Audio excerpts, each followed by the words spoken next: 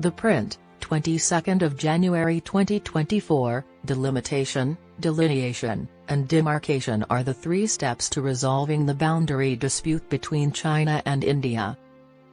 As part of its plan to dominate the world and subjugate the Indian subcontinent, China is waging an all-out war. During his parting speech and meeting with External Affairs Minister S. Jaishankar in October 2022, Chinese Ambassador Sun Weidong said that although disagreements between China and India would always arise, they should be resolved by communication and debate rather than military action.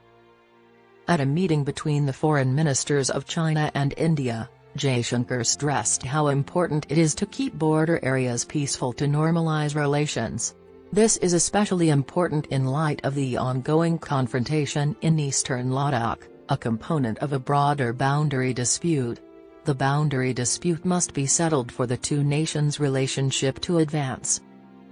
3 phases are necessary to resolve a boundary dispute: demarcation, delineation, and delimitation. Delimitation establishes the bounds or restrictions of a particular region or idea. Drawing lines to depict features on a map or diagram is known as delineation. On the other hand, differentiation emphasizes how certain boundaries are physically marked or made evident, making them observable or understandable.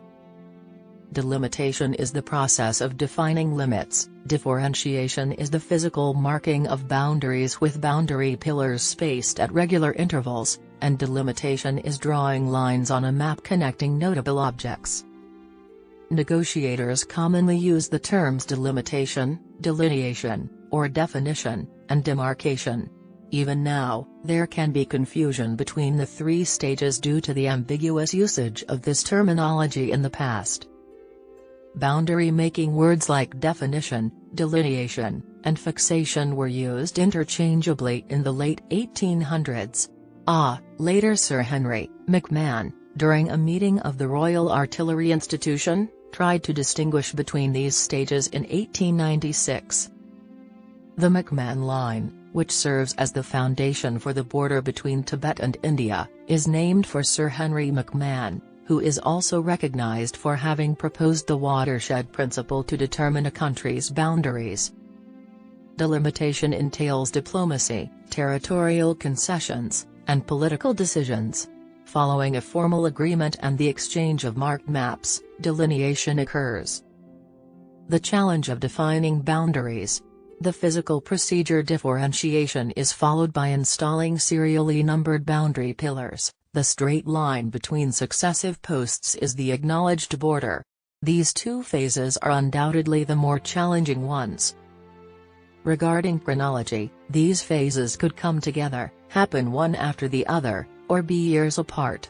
Long before borders are drawn, there may frequently be a shared sense about how the land is divided. Some borders that were set many years ago are still not evident. A handful have been occupied and administered by nations for years before formally forming, such as China's occupancy and governance of the Aksai-Chen region of Tibet. Demarcation and delimitation are complex tasks with political ramifications. Plotting lines precisely on the ground, surveyors consider regional mood, simplicity of administration, and geographic continuity. Surveyors are better at drawing boundaries than any treaty ever could. If the boundaries of a treaty are not in line with geographical reality, enmity may result. For example, because of the watershed concept, the international border crosses the headman's house in Lungwa village, Nagaland, on the border between India and Myanmar. The house's living room is in Myanmar, and the bedroom is in India. Those drafting the lines in conference rooms were ignorant of the ground realities, namely that communities in Nagaland are located on hilltops instead of river plains for strategic reasons. China and India should discuss and settle the dispute on Chinese terms to remove the uncertainty around the Tibet boundary. China is more affected by this issue than India because it portrays China as a bully in the neighborhood who has boundary issues with the majority of its neighbors. The agreement in April 2005, titled the Agreement on the Political Parameters and Guiding Principles, PPGP, for the settlement of the India-China boundary question, can serve as a basis for resolving the boundary issue, so talks between China and India's special representatives need to pick back up. A resolution agreement intended to settle disagreements between two parties is called the border question.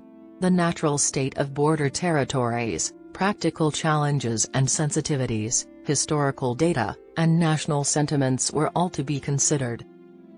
The interests of settled populations were to be considered while defining the boundary using recognized geographical features. China made a significant shift from the past by agreeing to a package solution rather than a sectoral strategy.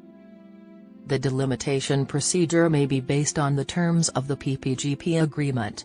Negotiators must apply its provisions to every area of contention while avoiding mentioning the McMahon Line, which China does not recognize. By the watershed principle, the border should be determined by well-defined geographical features. China has supported the watershed principle by basing its boundary with Myanmar on it. The world, including China and India, will gain from the settlement of this protracted conflict.